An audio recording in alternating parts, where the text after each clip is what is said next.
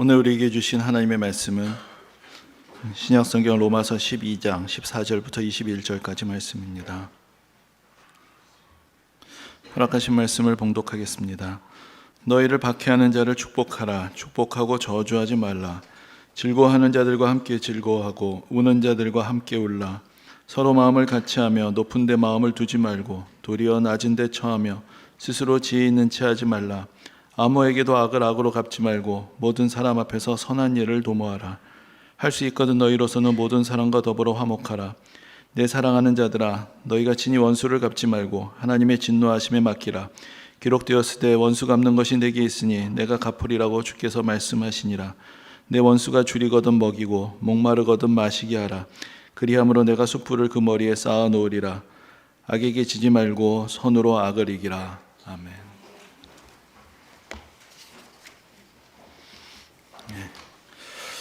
오늘은 로마서 강의 진짜 마지막 날입니다. 우리가 1년 동안 쭉 로마서를 묵상하고 또 같이 또 은혜를 나누었고, 그리고 이제 조금 아쉬워서 이제 다 끝난 다음에 지난 2주를 또 로마서 가운데서 좀 더 중요한 한 번은 다시 새겨야 될 주제들을 같이 정리해 보았습니다. 그리고 이제 오늘 마지막으로 한 번 더 로마서에 대한 말씀을 전하고, 12월부터는 이제 우리가 또 예수 그리스도의 오심을 맞이하며 또 예수님에 대한 말씀들을 좀 더 생각해보고 새해부터 좀 더 새로운 주제를 가지고 함께 말씀을 나누고자 합니다. 근데 이제 오늘 마지막으로 나누고자 하는 말씀의 주제는 간단하게 표현하자면 믿음과 사랑, 믿음과 사랑의 관계라고 할 수 있고, 그것을 좀 다른 말로 표현한 것이 오늘 설교의 제목처럼 그리스도와 함께 그리고 이웃과 함께라는 표현이 되겠습니다. 전에도 몇 번 말씀을 드렸지만은 우리가 성경을 읽고 또 설교를 듣고 할 때 사실 이미 많은 것을 알고 있고 또 성경의 내용 표현들에 익숙해져 있는 상태에서 이 말씀을 또 듣고 또 설교도 듣게 됩니다. 그래서 어떻게 생각하면 그냥 다 아는 이야기를 또 다시 읽고 다시 듣는 것 같이 생각될 때가 있습니다. 어떤 면에서 보면은 이렇게 표현하는 것이 좋은지는 모르겠지만 다 아는 이야기, 뻔한 얘기 중요하긴 한데, 맞는 말이긴 한데 그렇다고 내가 당장 어떻게 그대로 할 수 없는 뭔가 좀 이상적인 이야기처럼 되어버릴 수가 있는 것입니다. 사실 오늘 본문이나 오늘 주제도 그렇습니다. 믿음, 사랑, 이웃을 사랑해라, 예수 잘 믿어라, 이런 이야기 우리가 교회 다니면서 골백 번 들었던 사실 그런 이야기들인 것이 그건 부인할 수 없는 사실입니다. 그런데 우리가 성경을 그냥 다 아는 이야기처럼 건성건성으로 읽어가게 되면은 성경 구석에서 정말로 하고 있는 이야기를 잘 듣지 못하게 될 수가 있습니다. 그냥 그게 다 그거 같고 다 아는 이야기 같고 그렇게 생각하면서 사실 우리가 이미 가지고 있는 세계관, 가치관, 우리의 상식, 이것을 기준으로 해서 여기 맞는 것은 좀 더 기억을 하고 오래 또 익숙하게 받아들이고, 또 좀 낯선 것은 가능하면 우리가 알고 있는 세계에 그냥 껴 맞춰서 생각을 하게 되고, 또 거기에 잘 들어맞지 않는 이야기들은 아무리 듣고 아무리 강조를 해도 잘 기억 안 나고 또 더 잘 이해도 되지 않고, 그러면서 잊혀지는 그런 일들이 계속해서 반복이 될 수가 있는 것입니다. 우리가 구약 성경을 보면은 그 한복판에 사실 우리를 매우 당혹스럽게 하는 그런 하나님의 명령이 있습니다. 그것이 바로 희년에 대한 가르침입니다. 분명히 율법에 기록이 되어 있는 하나님의 명령인데, 50년째가 되는 해를 희년이라고 부르는데, 희년이 되면 모든 종들을 다 풀어주고 모든 빚은 다 탕감해주고, 거기다 더 충격적인 것은 그동안 내가 모았던 땅이 있어도 그것을 원래 주인에게 그냥 무상으로 다 돌려주게 되어 있습니다. 이것이 얼마나 낯설고 이해가 안 되는 말씀이었는지, 분명히 이 말씀은 구약성경 율법 가운데 들어있는 말씀이지만 그 이후로 이스라엘 역사에서 단 한 번도 이 희년을 말씀대로 실천한 적이 없습니다. 다윗이나 솔로몬 같은 왕들도 크게 성전을 짓고 거기서 많은 제물을 드리는 데는 관심이 많았는데, 희년을 율법대로 지키는 데는 전혀 관심을 보이지 않았습니다. 어떻게 생각하면 성경이 구닥다리 같은 옛날 이야기 같지만 여전히 성경 속에는 우리가 아직도 받아들이기 어려운 이야기들, 우리가 가지고 있는 본성과 우리의 사회 체계 속에서 아직도 수용하기 어려운 그런 낯선 말씀, 어떻게 생각하면 오히려 먼 미래에서나 가능할 것 같은 그런 이야기들을 듣게 되는 것입니다. 사실 오늘 우리가 함께 보신 오늘 본문의 말씀도 그렇습니다. 너희를 박해하는 자를 축복하고 원수를 사랑하라. 수도 없이 들은 이야기지만 들을 때마다 잊어버리는 그런 말씀입니다. 이건 말이 안 된다, 불가능하다고 생각하고 단념을 해버리기 때문에 그 말씀 때문에 시험 들고 고민하고 그것 때문에 뭐 교회 안 나오고 이런 사람도 없습니다. 그냥 그런 얘기는 듣는 얘기고 나는 나대로 사는 것이죠. 어떻게 생각하면 이 말씀이 보여주는 세계도 너무나 이상적이고 아직 인간의 본성으로는 받아들일 수 없는 먼 미래의 이야기가 사실은 그 가운데 담겨 있는 것입니다. 아직도 인류는 하나님의 말씀이 보여주시는 그 이상에 다가가기에는 너무나 부족하고, 그러면서도 감히 마치 성경은 구닥다리 옛날 말씀이고 우리 시대가 이미 성경의 말씀을 앞서 있는 것처럼 그렇게 착각하고들 있는 것입니다. 우리가 로마서에 한정을 해서 우리가 로마서 안에서 또 다시 한번 그 사도 바울이 우리에게 전해줬던 메시지 중에서 좀 중요한 것들을 마지막으로 정리를 해보려고 합니다. 근데 이제 로마서 속에서도 바울 서신서 곳곳에서 또 바울이 강조하고 있지만 우리에게 잘 들어오지 않는 주제 중에 하나가 바로 오늘 말씀드리고자 하는 그리스도와의 연합이라는 주제입니다. 바울은 서신서 곳곳에서 그리스도께서 우리 안에 계신다, 또 우리가 그리스도 안에 있다라는 어떻게 보면 서로 모순되는 것 같은 그런 알듯말듯한 이야기를 자주 사용을 하는 것을 봅니다. 그리고 또 직접적으로 우리가 그리스도와 함께 십자가에서 죽었다, 또 예수 그리스도와 함께 살았다, 또 이런 이야기들을 우리에게 전해주고 있습니다. 그리스도와 연합하는 것, 그리스도 안에 있고 그리스도와 함께 하는 것이 바울이 우리에게 가르쳐주고 있는 구원의 어떤 핵심적인 표현이 되는 것입니다. 우리가 예수를 믿고 구원을 받는다라고 이야기를 하지만 그 믿음이 무엇인가, 우리가 지난 시간에도 살펴보았지만 이 믿음이란 것이 단지 어떤 지식을 갖는 것을 의미하는 것은 아닙니다. 예수 믿는다는 것이 그냥 교회 가는 것, 그냥 예수님이 하나님의 아들이라는 것을 인정하는 것, 예수님께서 또 우리 죄를 위해서 십자가에 달려서 돌아가셨다, 뭐 이런 것을 믿는 것, 여기에서 그치는 것이 아닙니다. 예수를 믿는다는 것은 예수님을 의지하는 것이고 순종하는 것이고 사랑하는 것이고 교제하는 것이고 더 나아가서 연합하는 것까지 포함을 하는 것입니다. 이 예수 그리스도와 연합이라는 주제는 사도 바울만이 독특하게 우리에게 가르쳐주고 있는 것이 아닙니다. 이미 예수님께서 다 말씀하신 것을 바울이 우리에게 전해주는 것입니다. 여러분들 아시는 대로 예수님도 말씀하셨습니다. 나의 안에 거하라, 그리고 나는 포도나무고 너희는 가지다, 나에게 붙어 있어라. 예수님께서 분명히 이렇게 말씀을 하셨습니다. 우리가 여러분들 잘 아시는 말씀이고 우리가 암송도 하는 말씀인데, 요한복음에 보면은 영접하는 자, 곧 그 이름을 믿는 자들에게는 하나님의 자녀가 되는 권세를 주셨다라는 그런 말씀이 있습니다. 여기서 어떻게 되어 있냐면은 믿는다는 것을 예수님을 영접하는 것이라고 표현을 합니다. 예수님을 받아들이는 것, 내 안에 모시는 것, 그것이 바로 믿는 것이라고 이야기를 하는 것이죠. 그리고 나서 믿으면 하나님의 자녀가 된다라고 말씀을 하고 있는데, 사실 이것은 요한복음에도 나와 있고 또 바울도 우리에게 가르쳐 주는 것인데, 이것을 우리는 이렇게 이해할 수 있습니다. 하나님의 아들이 누굽니까? 예수님이 하나님의 아들이십니다. 근데 우리가 어떻게 하나님의 자녀가 되느냐? 우리는 예수 그리스도와 연합함으로 하나님의 자녀가 되는 것입니다. 그래서 하나님과 예수님 사이에 누리시는 그 독특한 자녀로서의 특권을 우리는 사실 아무런 존재도 아닌데 예수 그리스도와 연합을 해서 예수 그리스도 안에 있기 때문에 우리도 덩달아서 같이 하나님의 아들이신 예수 그리스도 안에서 우리도 하나님의 자녀가 되는 그런 권세를 얻게 되는 것입니다. 그러니까 우리가 예수 그리스도를 영접함으로, 또 우리가 예수 그리스도 안에 있음으로 하나님과 예수님과의 관계 안으로 우리도 같이 들어가게 되는 것을 이렇게 표현하고 있는 것입니다. 우리가 예수 믿고 천국에 간다고 얘기를 합니다. 천국은 어디입니까? 하나님의 나라이고 예수 그리스도께서 다스리시는 나라입니다. 그러므로 우리가 예수 그리스도를 믿고 예수 그리스도 안에 있으면 우리도 천국을 소유한 자가 되고 천국의 백성이 함께 되어서 예수 그리스도께서 다스리는 그 나라를 소유하고 그 나라에 속한 삶을 살아가게 되는 것입니다. 그래서 우리가 사도행전을 보면은 거기에 이제 베드로와 요한이 성전의 그 미문이라고 하는 문 앞에 있는 그 걷지 못하는 사람을 보고 그 사람을 고쳐주는 그런 이야기가 기록이 되어 있습니다. 사람들이 놀랍니다. 베드로, 요한, 저 무슨 촌뜨기 같이 생긴 사람들한테도 어떻게 그런 능력이 나타나는가 하고 베드로와 요한을 주목해서 봅니다. 그러니까 베드로가 이렇게 얘기합니다. 왜 나를 주목하느냐? 지금 이 능력이 나타나는 것은 예수 그리스도께서 다시 살아나셨다, 예수께서 지금 살아계시기 때문에 예수 그리스도의 이름으로 우리에게 이 능력을 보여주시는 것이다. 다시 말하자면 내가 이런 능력을 행하는 것이 아니라 예수님이 살아계시고 예수님이 나를 통해서 그 능력을 지금 나타내시는 것이다. 그렇게 가르쳐 주었던 것입니다. 사실 우리가 예수님과 연합한다는 말이 어떤 면에서 보면 잘 와닿지 않을 수도 있고 좀 낯설 수도 있고 좀 이해하기 어려울 수도 있습니다. 하지만 여기서 이제 우리가 믿음이란 말을 사랑으로 바꿔보면은 사실 우리에게 그렇게 낯선 이야기는 아니다라는 생각을 할 수 있습니다. 여러분, 우리가 누군가를 사랑한다고 할 때 그 사람과 여러 가지 면에서 연결이 되고 쉽게 공감을 할 수가 있습니다. 또 그 사람의 고통이 나의 고통이 되고 그 사람의 기쁨이 나의 기쁨이 되는 것을 경험합니다. 그래서 참 우리에게 좀 이렇게 닭살이 돋게 하는 그런 드라마 대사들도 있지만, 내가 너 안에 있다, 뭐 네가 내 안에 있다, 뭐 이런 얘기를 하죠. 여러분, 그게 뭐 드라마에만 나오진 않습니다. 이렇게 우리가 정신이 좀 이렇게 오락가락하면 우리도 그런 얘기들을 막 합니다. 그런데 그 얘기가 그냥 성경에 있는 것입니다. 내가 그리스도 안에 있다, 그리스도가 내 안에 있다, 그런 얘기를 그냥 하는 것이죠. 그러니까 이것이 어떤 믿음 신앙이라고 생각하지 않고 사랑이라고 생각하면 사랑과 연합, 그것이 바로 신앙의 표현이다. 그래서 우리가 조금 더 잘 이해할 수가 있을 것입니다.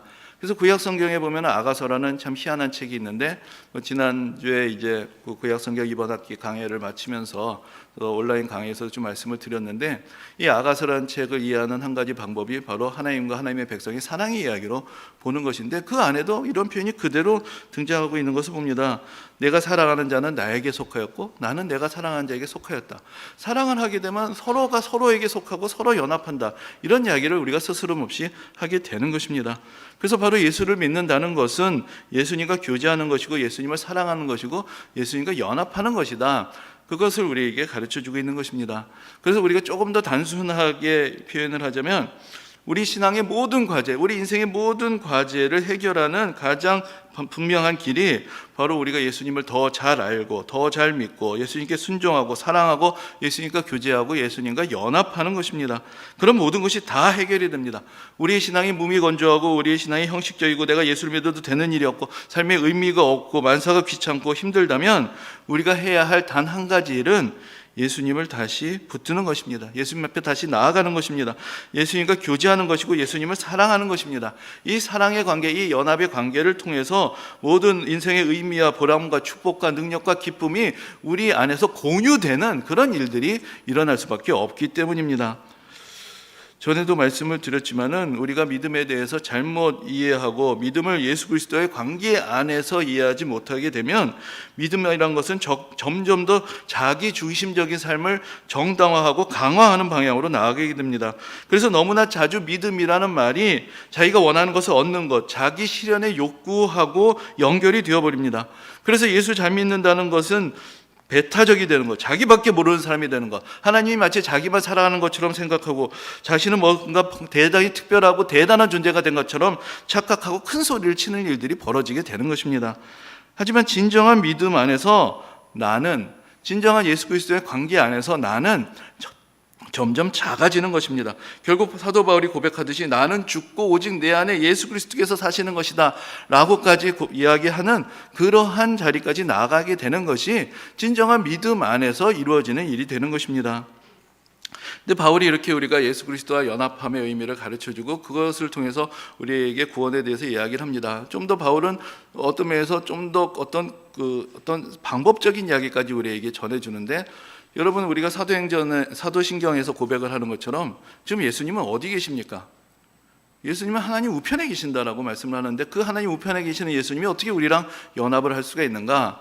근데 바울이 로마서 8장에서 특별히 이제 표현하는 대로 보자면은, 하나님의 영이시며 예수 그리스도의 영이신 성령께서 우리 안에 거하셔서 우리가 예수 그리스도와 연합되게 하신다라고 가르쳐 줍니다. 그러니까 성령이 우리와 예수 그리스도를 연결하여 주고 연합시켜 주신다, 이렇게 해서 우리에게 조금 더 구체적인 그림을 가지게 하고, 그래서 우리가 성령 안에서 예수 그리스도를 알고 예수 그리스도를 믿고 예수 그리스도를 우리 마음에 모시고 우리가 예수 그리스도 안에서 살아감으로 예수 그리스도 안에 있는 모든 은혜와 능력과 축복을 우리가 다 받아 누리는 그런 놀라운 역사가 일어나게 되는 것입니다. 근데 로마서에서 바울이 우리에게 가르쳐주고 있는 또 다른 주제가 있습니다. 그것이 바로 이웃에 대한 사랑이고 이웃과의 연합입니다.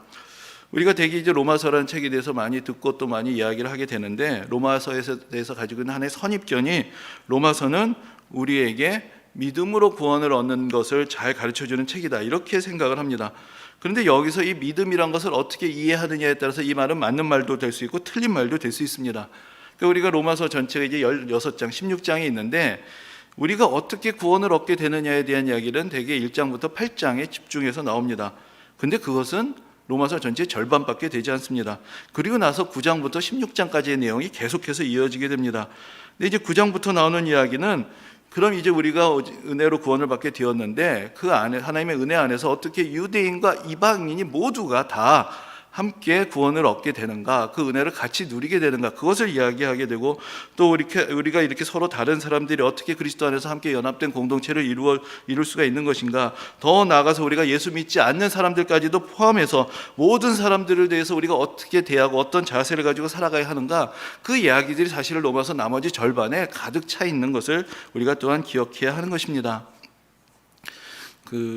최근에 이 뭐 좀 딱딱한 표현을 하자면 이제 학문적인 영역에서 바울에 대해서 또 연구를 하는 사람들이 있는데 좀 희한한 일들이 벌어지고 있습니다. 그러니까 바울을 자신의 어떤 연구 주제로 삼고 연구하는 사람들이 뭐 당연히 신학자들, 뭐 목회자들이라고 생각할 수 있지만 최근에는 철학자들, 특별히 자기 스스로 무신론자를 자처하는 철학자들이 바울을 다시 읽고 다시 해석하고 또 다시 관심을 갖는 일들이 벌어지고 있고, 우리나라에도 이제 그런 책들이 몇 권 이제 번역되어서 소개되고 있는 것을 볼 수 있습니다. 근데 워낙 이 양반들이 되게 무슨 소리인지 알 수 없는 말을 하는 사람들이라서 왜 이러나 하고 읽어봐도 이게 뭔 소리인지 사실은 좀 잘 이해하기가 쉽지가 않습니다. 그런데 좀 뭐 제가 이해하는 대로 단순하게 정리를 해보자면, 이 사람들이 바울을 다시 읽으면서 새롭게 발견하고 있는 것은 어떤 편협한 공동체주의를 벗어난 보편적인 윤리를 추구하는 투사의 이미지로서 바울을 다시 이해하고 해석하고 있는 것입니다. 우리가 앞에서도 살펴봤고 로마서 안에서 이야기하는 것처럼 그 당시 유대인들은 율법으로 상징되는 어떤 자기들만의 폐쇄적인 공동체 안에 구원을 가둬놓으려고 했습니다. 그런데 바울은 믿음으로 구원을 얻는다는 것을 가르치면서 하나님의 은혜가 모든 사람들에게 차별 없이 미친다는 것을 가르쳐 주었던 것입니다. 그리고 그 은혜 안에서 모든 인간들이 서로 간의 차이를 극복하고 하나 되는 공동체, 그래서 모든 사람들에게 차별 없이 미치는 하나님의 사랑, 그 차별 없는 사랑을 서로가 서로에게 베푸는 그런 인간들의 새로운 모습들을 우리에게 이미 보여주었던 것입니다. 사실 철학자들이 얼마나 제대로 바울을 이해할 수 있는지는 잘 모르겠습니다. 하지만 거꾸로 생각을 해보면 이 21세기에 예수 믿지 않는 철학자들이 바울을 읽으면서 우리가 강가의 어떤 깊은 의미와 가치들을 찾아내고 있다는 것, 그래서 우리에게 큰 도전이 됩니다. 좀 비유적으로 이야기를 해보자면, 우리 집안에 조상 대대로 내려오는 보검이 있었는데 우린 그게 뭔지도 모르고 그냥 닭 잡는 데 쓰고 요리하는 데 쓰고 있었는데, 지나가던 과객이 와서 그걸 보더니 놀라는 거죠. 아니, 여기 이렇게 대단한 칼이 있었느냐. 사실 그걸 우리에게 가르쳐 주는 것 같은 이제 그런 상황이 지금 벌어지고 있습니다. 근데 여러분, 보편적인 윤리, 뭐 보편적인 사랑이란 것은 사실 매우 추상적으로 들리는 것입니다. 누구에게나 보편적으로 동일하게 대하는 그런 관계들. 근데 사실 여기에 인류의 미래가 걸려 있습니다. 여러분, 지금 오늘날의 세상은 날로 파편화하고 있고 새로운 종족주의, 편협하고 배타적인 민족주의가 다시 살아나고 있습니다. 한때 유럽은 관용의 정신이 지배한다라고 얘기를 했는데 이제 그런 말은 옛날 말이 되어버렸고 구구 집단들이 다시 목소리를 높이고 있습니다. 지금 우리는 다시 도취해서 징후와 미움, 전쟁의 소리를 듣습니다. 한 전쟁이 끝나지도 않는데 또 다른 전쟁이 시작되고 있고, 사람들이 다 얘기합니다. 이스라엘 팔레스타인 화해하는 건 안 돼. 이 전쟁은 영원한 것이야. 여러분, 그럼 어떻게 해야 됩니까? 징후는 있습니다. 미움은 있습니다. 화해의 길은 뭡니다. 사람들은 얘기합니다. 이거 원래 그런 거야. 해결되지 않아. 그럼 어떻게 해야 되는 것입니까? 지금 인류가 어떻게든지 다른 사람들, 이해관계가 갈리는 사람들 사이에서 평화와 공존의 가능성을 찾아내지 못하면 우리의 미래는 어떻게 되겠습니까? 여러분, 예전하고는 이제 상황이 다릅니다. 이미 인간은 그들의 손에 인간을 스스로 파괴할 수 있는 그런 수단을 손에 쥐고 있는데, 그러면서 다시 한번 이것이 증오의 세상에 오게 되고 미움은 피할 수 없다라고 이야기하는 그런 논리 안에 빠져들어가게 되면은 이것은 이제 인류의 자멸이란 것은 그냥 시간 문제에 지나지 않게 되는 것입니다. 여러분, 철학자들 이야기를 했지만 사실 종교를 무너뜨리고 이성으로 인간이 무장을 하면은 진정한 자유와 평화가 올 줄로 생각했던 그 철학자들이 요즘 다시 당혹감을 느끼게 되는 것입니다. 이 유럽과 이 세상에서 왜 이런 일들이 벌어지고 있는가? 그러면서 다시 바울을 펼쳐들게 되는 것입니다. 근데 여러분, 오늘날에도 사실 아직 종교라는 것에서 얘기할 때 많은 사람들이 그것은 어떤 계율을 철저하게 지키는 거야, 아니면 우리가 속한 이 공동체만이 옳고 구원을 받는다라고 절대시 생각하는 거야, 이런 것을 종교라고 생각을 합니다. 그런데 바울은 이미 2000년 전에 율법이 아니라 믿음이 우리를 구원한다는 것을 가르쳤고, 그리스도 안에서 유대인과 이방인이 그때 이미 하나다라는 것을 강조했고, 예수님의 말씀을 따라서 모든 사람들, 원수까지도 사랑하는 사랑을 우리에게 전해 주었습니다. 근데 물론 이 가르침은 바울이 편 게 아니죠. 이미 성경 안에 있고 예수님께서 다 말씀하신 것입니다. 그런데 왜 자꾸 바울을 이야기하느냐? 근데 사실 여러분, 이 기독교 신앙에서 나타나는 매우 중요한 윤리적인 특징이 있는데, 그것은 이미 사실 예수님이 가르쳐 주신 것입니다. 그것은 바로 이웃에 대한 정의에서 기독교 신앙의 특징이 잘 나타납니다. 우리가 가지고 있는 상식, 우리의 본성, 이 세상의 모든 윤리적인 가르침은 이웃의 정의를 우리에게 가까운 사람들부터 출발하도록 합니다. 그런데 이제 예수님께서 이웃사랑에서 이야기하시니까 바리새인이 어떤 사람이 묻죠. 그럼 내 이웃이 누굽니까? 이웃을 사랑하라고 하셨는데 내 이웃이 누굽니까? 사실 이것은 이웃의 정의를 묻는 것이고, 내가 누구를 사랑해야 되느냐, 이웃의 사실은 경계를 묻는 것입니다. 근데 예수님의 대답은 사실 그런 사람들의 생각을 뒤집는 것이었습니다. 너하고 가까이 있는 사람에서부터 시작하는 것이 아니라, 선한 사마리아 사람의 비유라는 것은 나와 가장 대척점에 있는 사람, 나를 미워하는 사람, 나하고 이해관계가 가장 엇갈리는 사람에서부터 시작하는 것이 이웃에 대한 사랑이다라는 것을 예수님이 이미 말씀하셨습니다. 그런데도 바울에 대해서 이야기하는 이유는, 사실 제가 보기에는 철학자들로서는 지금 누구보다도 지금 인류가 맞닥뜨리고 있는 이 인류의 문명이 나아가고 있는 이 위기를 절박하게 느끼고 있는데, 여기에서 벗어날 수 있는 인간의 사유, 이성의 한계는 분명한데, 그렇다고 해서 이미 버린 하나님을 다시 믿을 수도 없고, 예수님은 하나님의 아들이라니 이것도 신하라고 버렸으니까 다시 가져올 수 없고. 근데 보니까 바울은 100% 인간이란 말이죠. 그러니까 바울이라는 사람은 그래도 우리가 대화의 상대로 삼을 수 있겠다. 그래서 사실은 성경의 메시지를 대표할 만한 자기들의 대화 상대로 이제 바울을 찾아서 다시 대화를 시도하고 있는 그런 모양새라고도 이야기할 수가 있을 것입니다. 아무튼 지금 이 세상은 우리가 안일하게 생각하는 것보다 사실은 좀 더 큰 위기로 치닫고 있습니다. 어떻게 이 세상이 파멸로 치닫지 않고 구원을 받을 수 있는가? 이것은 단지 신앙의 문제뿐만이 아니라 매우 현실적인 인류의 미래가 걸려있는 그런 문제가 되는 것입니다. 근데 구원을 받는다는 말, 이것은 건짐을 받는 것입니다. 죄에 대한 심판으로부터 건짐을 받는 것이고, 또 이 세상의 악으로부터 건짐을 받고, 우리를 찾아오는 고난으로부터 건짐을 받을 때 우리가 그것을 구원이라고 말할 수 있을 것입니다. 근데 우리가 조금 더 깊이 생각해 보면, 사실 어떤 면에서 우리를 힘들게 하고 고통스럽게 하는 것 중에 가장 심각한 문제는 어디에 있느냐? 바로 사실 우리 자신이다라고도 이야기할 수 있을 것입니다. 이 세상의 악을 넘겨받아서, 이 세상으로부터 칼을 넘겨받아서 그것을 가지고 다른 사람을 찌르고, 또 때로는 자기 자신을 찌르면서 고통스럽게 하는 것이 바로 자기 자신이다. 그것을 우리가 간과해서는 안 될 것입니다. 그런데 인간은 근본적으로 자기 자신에 대한 사랑을 가지고 있기 때문에 자기 자신에 대해서 무한히 관대하고, 자기가 하는 일에 대해서는 늘 정당하게 생각하는 그런 경향을 가지고 있습니다. 그래서 자기 자신의 욕망, 자기 자신의 무지, 자기의 어리석음, 자기 자신의 악으로부터 건짐을 받는 것이 사실 이 세상에서 가장 어려운 일, 인간 스스로는 도저히 해낼 수 없는 그런 일이라고 할 수 있을 것입니다. 오늘 본문 우리가 같이 보신 말씀의 14절에서 바로 우리에게 박해하는 사람을 축복하라는 그런 말씀을 듣게 됩니다. 20절에서는 원수에게까지도 선을 베풀라는 그런 말씀을 듣습니다. 우리를 박해하고 괴롭히는 사람에게 그냥 맞대항을 회피하고 참아주기만 해도 이거 대단한 것입니다. 근데 복수의 금지를 넘어서 박해하는 사람을 축복하고 원수를 먹이라는 데까지 이르면 이건 너무나 지나치다라는 느낌을 피할 수가 없습니다. 미워하지 않으면 되지, 축복하기까지 할 수는 없는 것이고, 그냥 안 보고 지내면 그만이지 어떻게 먹이고 마시게까지 할 수 있느냐? 근데 사실은 이 말씀을 이해하기 위해서 우리가 필연적으로 다시 들여다보아야 되는 것이, 이 말씀을 바울이 로마서 12장에서 하기 이전에 이미 예수 그리스도의 연합을, 예수 그리스도 안에는 용서를, 예수 그리스도의 사랑을 우리에게 가르쳐 주었다는 것입니다. 사람은 못합니다. 할 수 없습니다. 안 되게 돼 있습니다. 그런데 유일하게 할 수 있다는 것은, 우리를 사랑하시는 그 예수 그리스도께서 우리 안에 계실 때, 그 예수 그리스도께서 우리를 통해서, 우리와 예수 그리스도의 연합함을 통해서 우리도 이웃을 향하여 가로막고 있는 그 모든 장벽을 넘어설 수 있도록 은혜를 베풀어 주시는 것이다. 그것을 우리가 좀 더 기억해야 하는 것입니다. 지금 여러분, 이 세상은 위기로 치닫고 있습니다. 전쟁의 소식이 다시 우리의 일상이 되고 있습니다. 증오와 폭력은 인간에게 있어서 피할 수 없는 것이다 라고 생각되기도 합니다. 이 모든 것이 사실 어떻게 생각하면 우리들 한 사람 한 사람에서부터 이미 시작이 된 것입니다. 우리도 다른 사람들 이야기를 거부하고 나의 미움을 정당하게 생각합니다. 우리가 자기 자신을 사랑하고 자기의 욕망을 위해서 살아가고 자기 자신을 정당하게 생각하다가 사실은 결국 우리가 우리 자신을 파괴하고 우리 스스로를 고통스럽게 하는 덫에 갇혀가고 있지 않습니까? 그러면서도 그것이 어쩔 수 없는 인간의 본성이라고 이야기를 합니다. 그것이 한 공동체에서도 한 국가와 민족 사이에서도 일어나게 되는 것입니다.